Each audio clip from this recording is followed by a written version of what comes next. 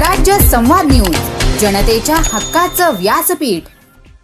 भीमाशंकर ज्योतिर्लिंग ज्याला संपूर्ण देशामध्ये मोठी मान्यता आहे, त्या ठिकाणी या ज्योतिर्लिंगाचं संपूर्ण काम आपण सुरू केलं होतं, ज्याच्यामध्ये मूळ मंदिर जे आहे त्या मंदिराचा सभामंडप, त्याचा जीर्णोद्धार आहे आणि परिसर विकास देखील आहे आणि अतिशय वेगाने प्रशासनाने या ठिकाणी काम केलंय। जिल्हाधिकारी असतील, पीडब्ल्यूडीचे आमचे अधिकारी असतील, इथले सगळे जिल्हा प्रशासनातले अधिकारी असतील, या सगळ्यांचं मी मनापासून अभिनंदन करतो की अतिशय चांगल्या प्रतीचं काम, अतिशय वेगाने काम त्यांनी या ठिकाणी केलंय आणि आता जो परिसर विकास होणार आहे त्याच्यामध्ये अतिशय सुंदर अशा प्रकारे इथलं संपूर्ण परिवर्तन होणार आहे। मागच्या काळामध्ये इथला जो काही आराखडा आहे तो आराखडा आपण मंजूर केला। वळसे पाटील साहेब, बाबाजी, सगळे आमचे उपमुख्यमंत्री, सगळे लोक आम्ही होतो आणि या आराखड्यामध्ये सगळ्यात महत्त्वाचं की इथल्या गावातल्या लोकांनी जे सहकार्य दाखवलंय ते सगळ्यात महत्त्वाचं आहे।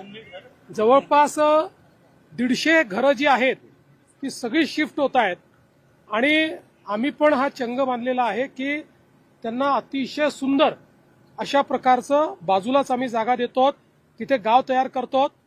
लोक जसं भीमाशंकरचं दर्शन करण्याकरता येतील तसंच त्या गावामध्ये देखील दर्शन करायला जातील अशा प्रकारची गावामध्ये व्यवस्था आपण करतो। त्या गावाची अर्थव्यवस्था पूर्ण बदलतो।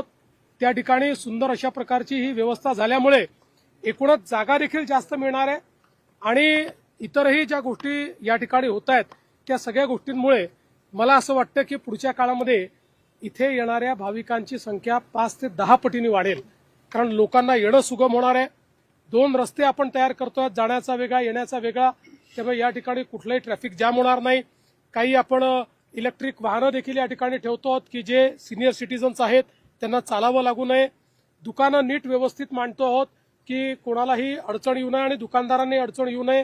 हा एसटी स्टँड असेल किंवा बाकी सगळ्या गोष्टी असतील, या सगळ्याचं अतिशय सुव्यवस्थित प्लॅनिंग हे आपण या ठिकाणी केलेलं आहे आणि मला आनंद आहे आज ही सगळे जो भाग आहे हा मी स्वतः बघितला आणि जे काम चाललंय ते बघितलं। मी अतिशय समाधानी आहे। मला विश्वास आहे रेकॉर्ड स्पीडमध्ये पुढच्या वर्षी कुंभ सुरू होण्याच्या आधी यातलं 90% काम आपण पूर्ण केलेलं असं। महाकालच्या धर्तीवर इथला कॉरिडॉर होईल का? नाही, हा अजून वेगळ्या पद्धतीचा होतोय। महाकाल हे एक आपल्याला माहिती आहे की उज्जैन गाव आहे, एक मोठं शहर आहे।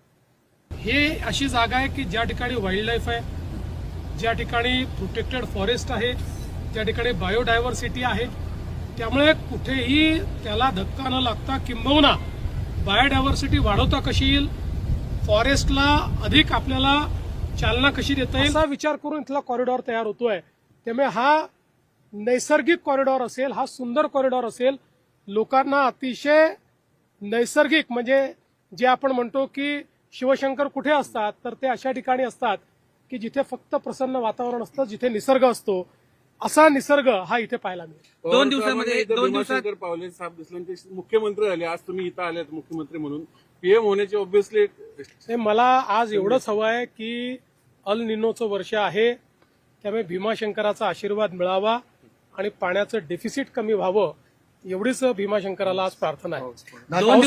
2 दिवसामध्ये दर्शनवार चालू होते, 5 महिन्यांपासून दर्शन बंद आहे, कामं मोठ्या प्रमाणात शिल्लक आहेत, दर्शन म्हणजे व्यवस्थित होईल भाविकांचं? निश्चित व्यवस्थित होईल। खरं म्हणजे आजपर्यंत इतक्या वेगानं काम झालेलं एकही तीर्थक्षेत्र आपल्याला पाहायला मिळणार नाही, ज्या वेगाने काम झालंय।